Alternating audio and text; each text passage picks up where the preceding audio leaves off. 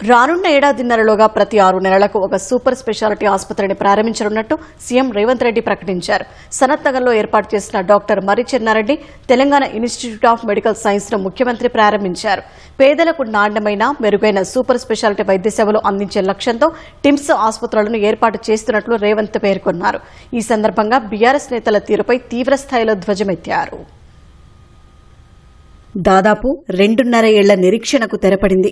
సనత్ నగర్ లో ఏర్పాటు చేసిన doctor Marri Chennareddy Telangana institute of medical sciences ఘనంగా ప్రారంభమైంది. ముఖ్యమంత్రి రేవంత్ రెడ్డి ఆసుపత్రిని ప్రారంభించారు.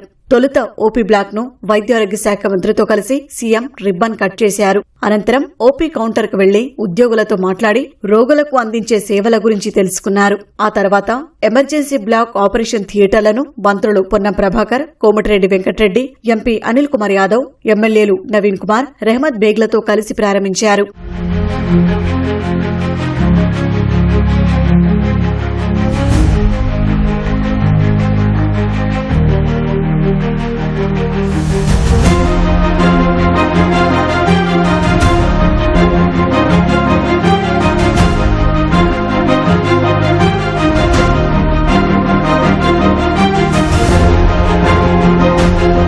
సనత్ నగర్ టిమ్స్ ప్రారంభోత్సవం సందర్భంగా మాట్లాడిన ముఖ్యమంత్రి రేవంత్ రెడ్డి పేదల వైద్యానికి అత్యంత ప్రాధాన్యత ఇస్తున్నామన్నారు.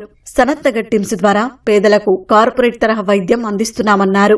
ఏడాదిన్నరలోగా ప్రతి 6 నెలలకు ఒక సూపర్ స్పెషాలిటీ ఆసుపత్రిని ప్రారంభించనున్నట్టు సీఎం తెలిపారు. ఈ రోజు ఒక పేదవాడి కుటుంబంలో పిల్లల చదువులు, తల్లిదండ్రుల వైద్యమే అత్యంత ఖరీదైనదిగా మారింది.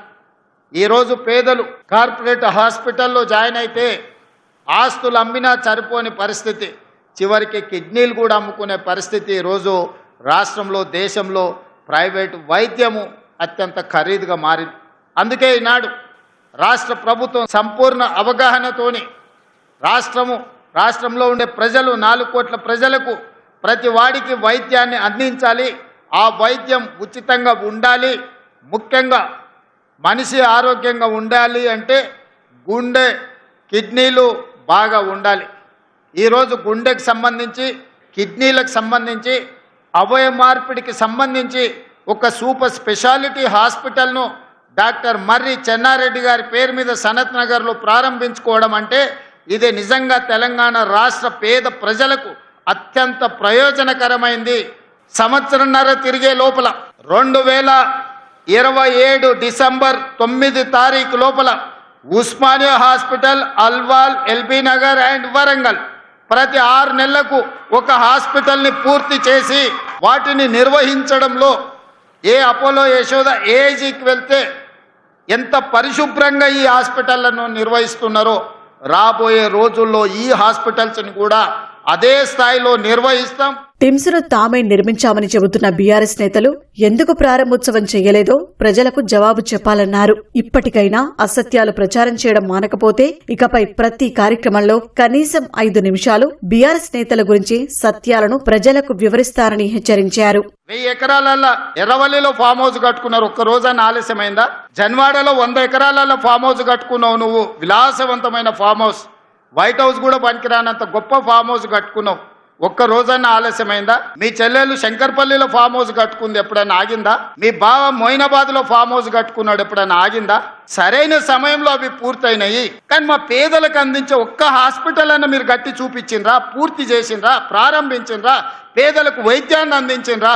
ఇంకా కూడా ఆత్మ పరిశీలన చేసుకోకుండా ఏ మాత్రం సమాజం గమనిస్తుందని సిగ్గుపడకుండా నోటికొచ్చిన అబద్ధాలు చెప్పి బతకాలనుకుంటారు. తెలంగాణ ఉద్యమం అప్పుడు రాష్ట్ర సాధన కోసం మీరు ఎన్ని అబద్ధాలు చెప్పినా, ఎన్ని తప్పులు చేసినా ఆ ప్రొఫెసర్ కోదండరామ్ గారి ముఖం చూసి మేము అందరం ఊరుకున్నాం. మీరు అన్ని చేసినామని అబద్ధాలు చెప్తేనే మిమ్మల్ని ఇంటికి పంపించాం. అయినా మీ బుద్ధి మారలేదు. నేనేం మీ బుద్ధి మారాలని కోరుకుంటలేను. మీరు ఇట్లనే 2034 వరకు ఉండాలని నేను కోరుకుంటున్నాను.